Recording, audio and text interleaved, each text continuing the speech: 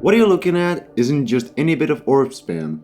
Instead, it is the craziest part of the most underrated Geometry Dash masterpiece ever made. This is just one part of a 3.5-minute long stretch of pure perfection that stands out in the greatest ways imaginable, and I think it deserves more attention.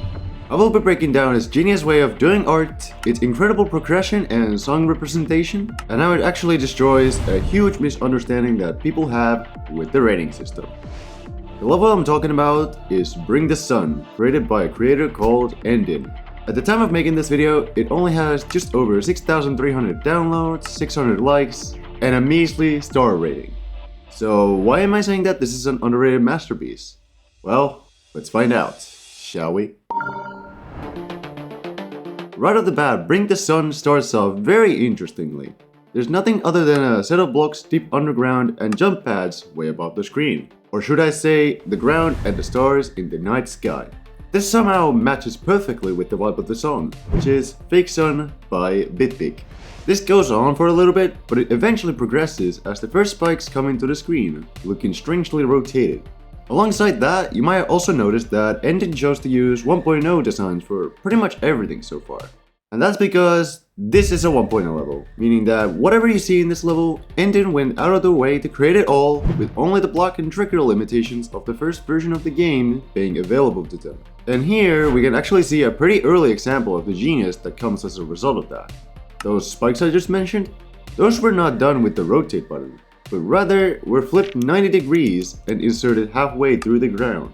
More examples of genius 1.0 object usage will be pointed out as the level progresses. Even that orb spam I showed you earlier will make complete sense once I finally get to that. For now though, let's go back to 10%, where the level first transitions. Welcome to the city. It's got its buildings, lampposts with jump pads and orbs acting as the lights, cars with orbs creatively used as the tires, and the beginning of what I consider the true progression of the level. First off, I'd like to point out how well the song and the overall design of the level match together here. During this point of the level, the song opens up instrumentally right as the player gets to the bustling city. It's like Endyn is welcoming the player to life. What I mean with that will become more evident as we pass through more sections of the level. Also, as a guy who tried to break levels in the past, I wanted to point out that you can do this. I thought that was funny to show. Moving on. Throughout the part, the city starts to become less and less busy, and the background begins to brighten up, as if we're the sun rising. This is such a subtle but a good way to signify that a transition is about to happen, and immerses the player into the world even more. Speaking of which, we have now played 25% of the level, and now entered the countryside. Wrong countryside. Now that we have entered the countryside, right off the bat, we shall point out how creatively Endyn had done the varying amounts of flowers and the birds, using every 1.0 object to his advantage. Not only that, he also integrated these creations into the gameplay too, making it quite refreshing. A good example of this are the jump pads that act as flowers right here, which the player uses to progress. And after that, the part slowly begins to reveal more things, such as sheep and windmills. What does the countryside have again?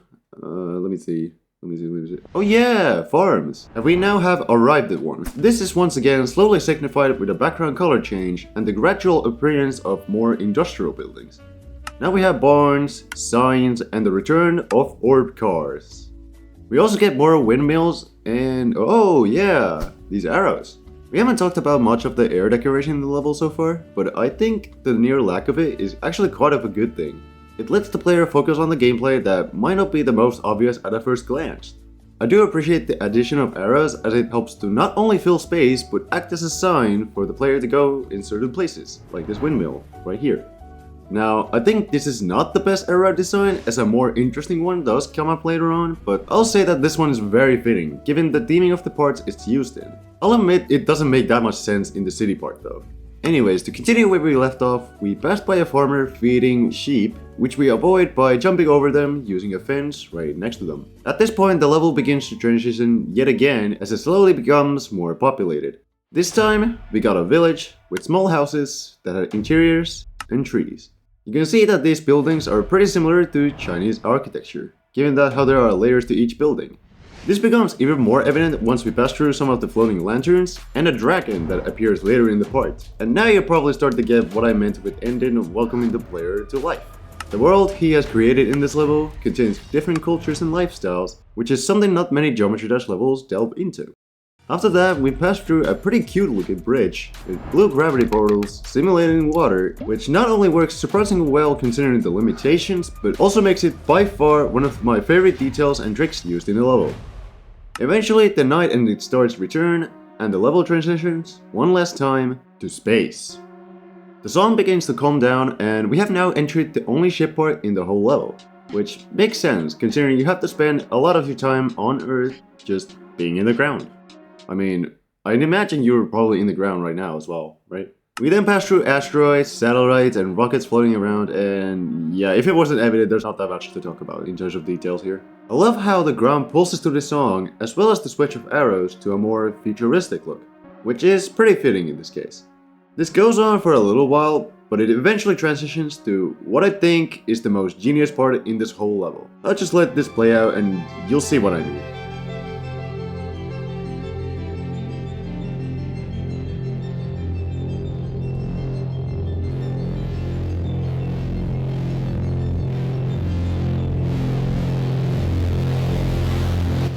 And now, we have come full circle. The orb spam. This type of gameplay is usually a huge taboo in Geometry Dash level design, as this usually just doesn't work without looking good. But in this case, it's one of the best, if not the best way to end a level. Think about it. The orbs right here are the sun.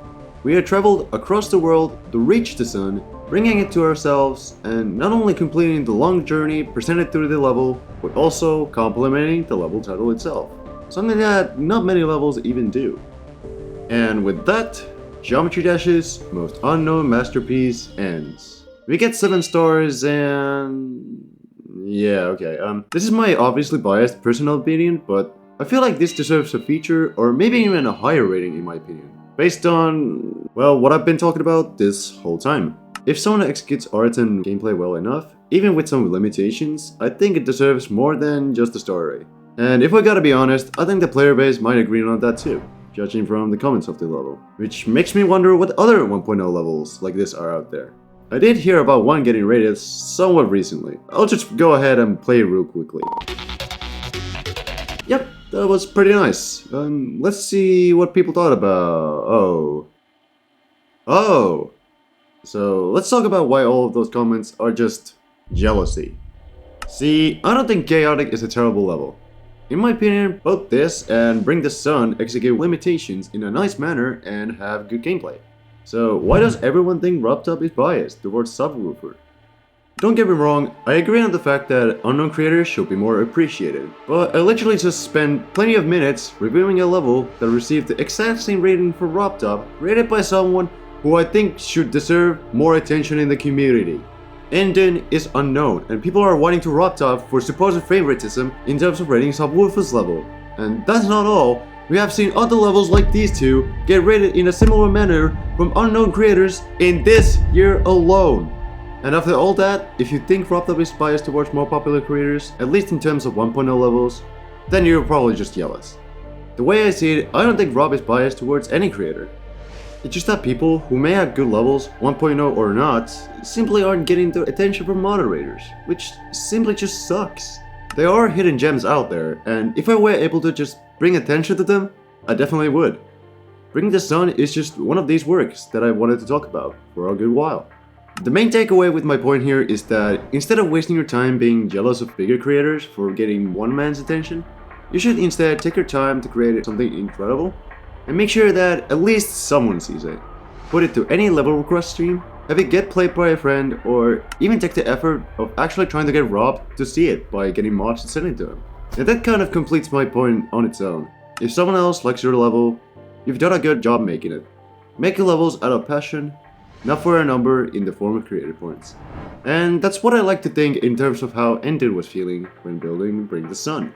It's clearly a passion project, utilizing the limited options given with just the 1.0 objects in a great way, telling a progressive narrative, welcoming and immersing you into the world the level is built. And now you know why I think it's one of the greatest, most underrated Geometry Dash levels ever made. And with that, I encourage you to go play it. I have the ID in the description down below, and if you want to go the extra mile, you can also play his other incredible works. Speaking of 1.0 levels, if you want to see me recreate one of the most popular levels, Retray, in a 1.0 style, feel free to watch me do exactly that right here.